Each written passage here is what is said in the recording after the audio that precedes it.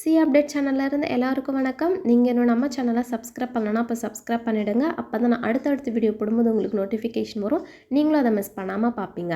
And நீங்கள் இன்னும் நம்ம டெலகிராம் சேனலை விசிட் பண்ணல அப்படின்னா கண்டிப்பாக போய் விசிட் பண்ணிவிடுங்க. அதில் நான் சிஏக்கு ரிலேட்டடான நிறைய மெட்டீரியல்ஸ் ஆல்ரெடி அப்லோட் பண்ணிவிட்டேன். அது எல்லாமே உங்களோட சிஏ ப்ரிப்பரேஷனுக்கு வந்து ரொம்ப ஹெல்ப்ஃபுல்லாக இருக்கும்.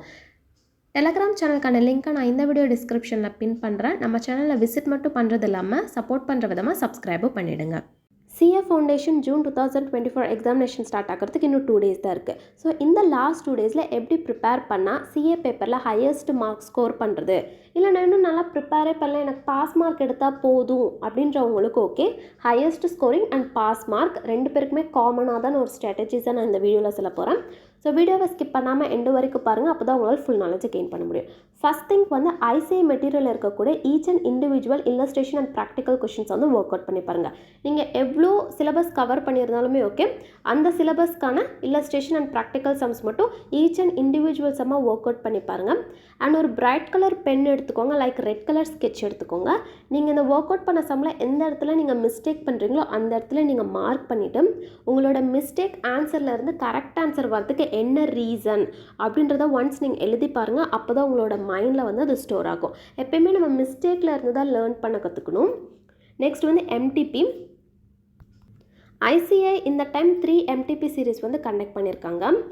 இந்த 3 எம்டிபி சீரீஸ், இந்த 3 கொஷின் பேப்பரில் அட்லீஸ்ட் ஒரு கொஷின் பேப்பராவது நீங்கள் எக்ஸாம் என்விரான்மெண்ட்டில் உட்காந்து எழுதுங்க. லைக் எந்த ஒரு டிஸ்ட்ராக்ஷனும் இருக்கக்கூடாது.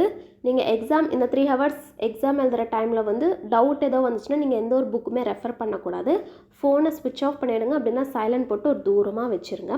ஸோ நீங்கள் எக்ஸாம் எப்படி எழுதுவீங்களோ அதே மாதிரி அட்லீஸ்ட் ஒரு கொஷின் பேப்பராவது நீங்கள் எழுதினா மட்டும்தான் உங்களால் மெயின் எக்ஸாமில் அந்த டைமை வந்து மேனேஜ் பண்ண முடியும்.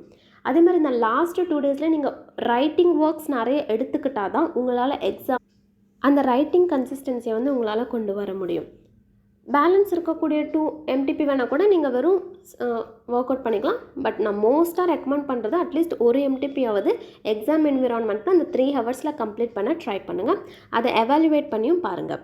நெக்ஸ்ட் வந்து ஆர்டிபி வந்து லாஸ்ட் மினிட் ரிவிஷன். நீங்கள் எக்ஸாம் போகிறதுக்கு ஒரு 1 hour 2 hour முன்னாடி மட்டும் நீங்கள் ஒன்ஸ் ஆர்டிபி மட்டும் எடுத்து பார்த்துக்கோங்க. பிகாஸ் ஆர்டிபி பார்த்தீங்கன்னா சாப்டர் வைஸ் இம்பார்ட்டன்ட் கொஷின்ஸ் தான் இருக்கும். பட் எம்டிபி தான் கொஷின் பேப்பர் ஸ்டாண்டர்டில் உங்களுக்கு வந்து same 3 hours and whole syllabus cover ஆகிருக்கும். அது 100 marksல.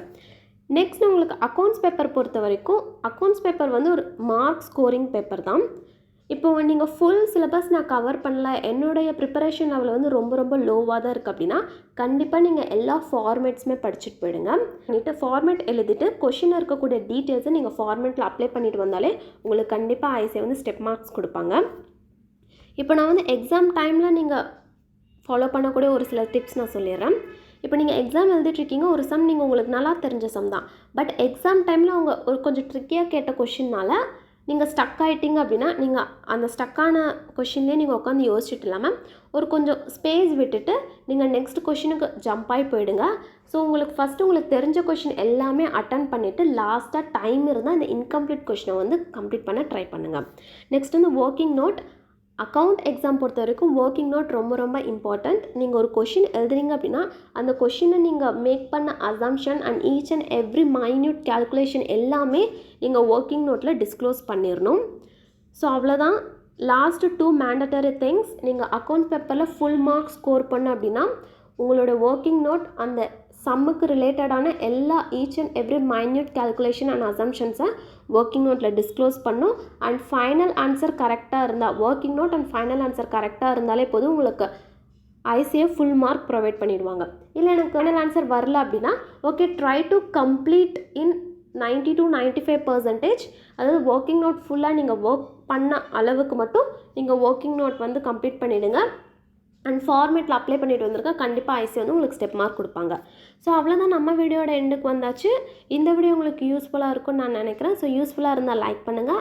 அண்ட் உங்கள் ஃப்ரெண்ட்ஸ் யாரெல்லாம் சிஏ ஃபவுண்டேஷனில் போகிறாங்களோ அவங்களுக்குலாம் கண்டிப்பாக இந்த வீடியோவை ஷேர் பண்ணி ஹெல்ப் பண்ணுங்கள்.